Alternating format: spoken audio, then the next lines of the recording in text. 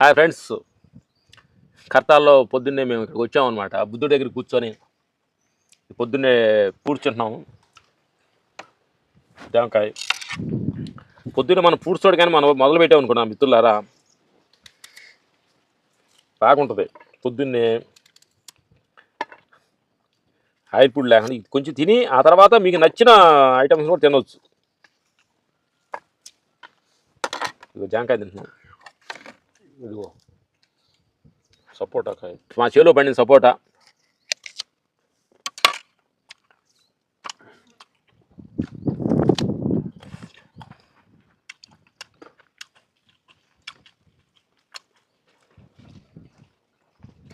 ఏం లేదు,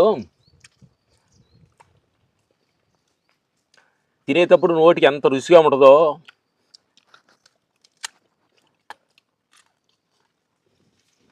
బాడీలో అంత వ్యతిరేక భాగంగా ఉంటుంది. మనం తినేటప్పుడు నోటి రుచి కోసం తినవద్దు, లోపలికి వెళ్ళి తన ప్రయోగం ఎలా ఉపయోగపడుతుంది, పేగులు కిడ్నీసు ఈ తినే ఆహారాన్ని ఎలా యాక్సెప్ట్ చేస్తున్నాయి, వ్యతిరేకిస్తున్నాయా. వ్యతిరేకించిందంటే కడుపులో నొప్పి వచ్చుద్ది. అలాగే ఆహారం తినే పని అంటే కడుపులో నొప్పి వచ్చుద్ది. బాడీ చెప్పుద్ది నా వల్ల కలదయ్యా, నేను ఫైట్ చేసేయడానికి లేదు, నన్ను మించిపోయింది శక్తి. ఇష్టప్రకారం దీన్ని వేసేస్తుంటే నాకు అంత శక్తి లేదు.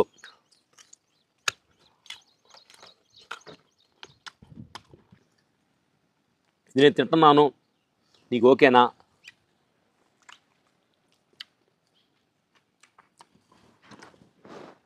మన ఇంట్లో తల్లిదండ్రులని మనం బయటికి వెళ్ళాలంటే అడుగుతాం, అమ్మ నేను సినిమాకి వెళ్తే అంటే అప్పుడు తల్లిదండ్రులు పర్మిషన్ ఇస్తేనే సినిమాకి వెళ్తారు.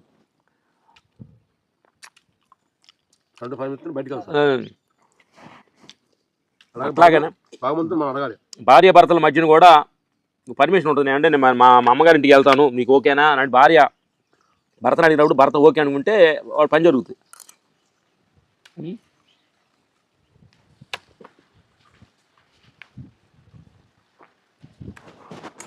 అట్నే మనకి భగవంతుని కూడా అడగాలి, అయ్యా నేను ఈ పని చేస్తున్నాను, నీకు ఓకేనా?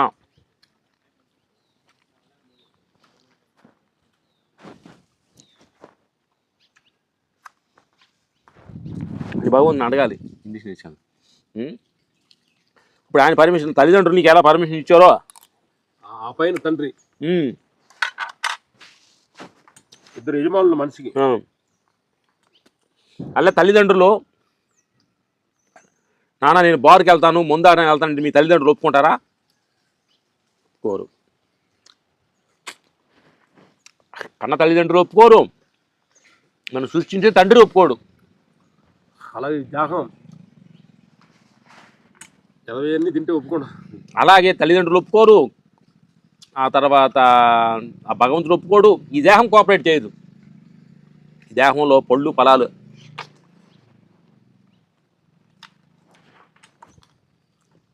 యాక్సెప్ట్ చేయాల్సింది, దీనిలో వేరే వేస్తే ఎట్లా ఒప్పుకుంటుంది దేహం? అందుకని దేహాన్ని అడగాలి, అమ్మ నేను నా ఇష్ట ప్రకారం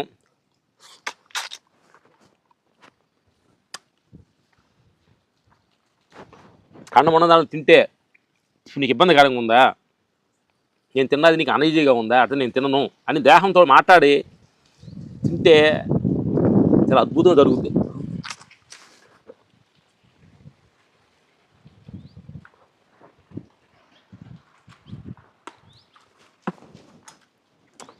ఈ అరటిపళ్ళు ఎవరి కోసం చెట్లు బట్టి పుట్టించింది? మనిషి కోసం, పక్షులు జీవరాశి కోసం.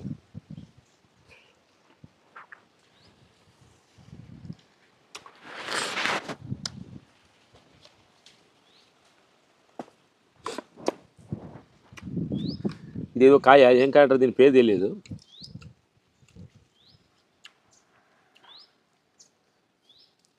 ఏం డిస్టర్బెన్స్ అవ్వకుండా నీ చుట్టూరు ఒక తోలుని క్రియేట్ చేసి నువ్వు తినటానికి చెడిపోకుండా.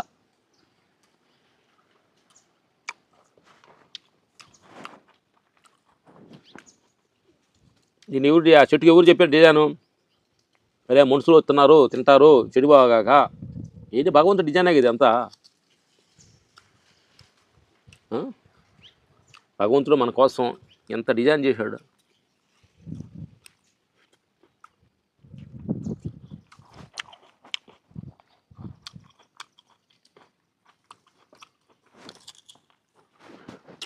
ఆయన అడిగి ఏదన్నా మనం చేసామనుకో ఎంతో ఆనందపడతాను నా మిత్రులారా. మీరు ప్రతి క్షణం తల్లిదండ్రులు పర్మిషన్ తీసుకోండి. ఈ పెద్దోళ్ళు అయ్యారు అనుకుంటే భగవంతుడు పర్మిషన్ తీసుకో. చిన్నోడైనప్పుడు తల్లిదండ్రులు చిన్నప్పుడు నువ్వు తల్లిదండ్రులు తీసుకొని గురువుని తీసుకొని తర్వాత గురువులు ఆజ్ఞతోటి స్కూల్ టీచర్లతోటి ఎలా నీ జీవితం సాగిస్తున్నావో అలాగే నువ్వు పెద్ద అయిన తర్వాత నీకు గురువులు తల్లిదండ్రులు వాళ్ళు పెద్దవాళ్ళు అయినప్పుడు ప్రతిక్షణం బాగా నేను ఈ పని చేస్తున్నా భగవంతుడు నీకు ఓకేనా కాదా.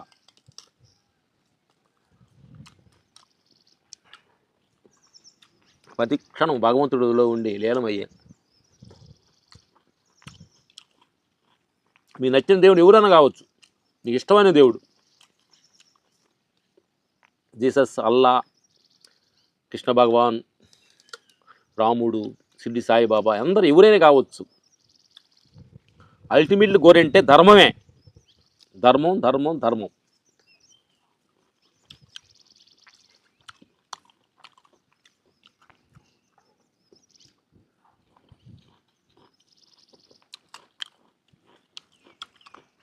బుద్ధుడు ఏమన్నాడంటే ధర్మమే భగవంతుడు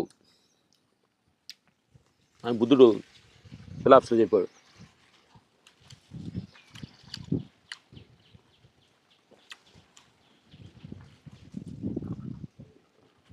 ధర్మాన్ని మనం ఆశ్రయించి వెళ్తూ ఉన్నాం అనుకోండి,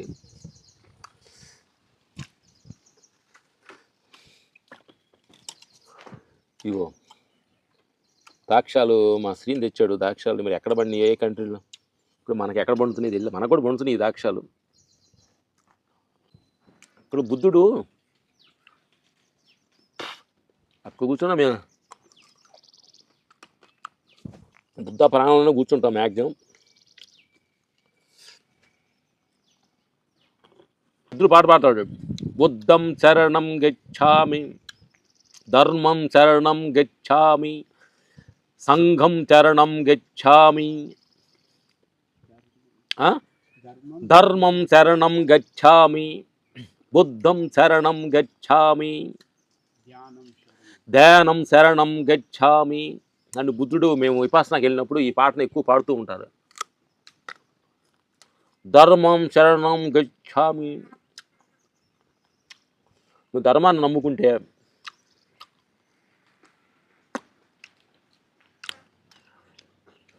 అలాగే బుద్ధుడు కూడా చెబుతాడు అనమాట. దేహధర్మం, సంసార ధర్మం, పని ధర్మం. దేహధర్మం, దేహానికి ఒక ధర్మం ఉంది, పనికి ఒక ధర్మం ఉంది, సంసారానికి ఒక ధర్మం ఉంది. ప్రకృతి ధర్మం, ప్రకృతి ధర్మం ఉంది. ప్రకృతిలో మన వంతు ఏం చేయగలుగుతాం? వీళ్ళనైతే ఒక చెట్టు నాటండి.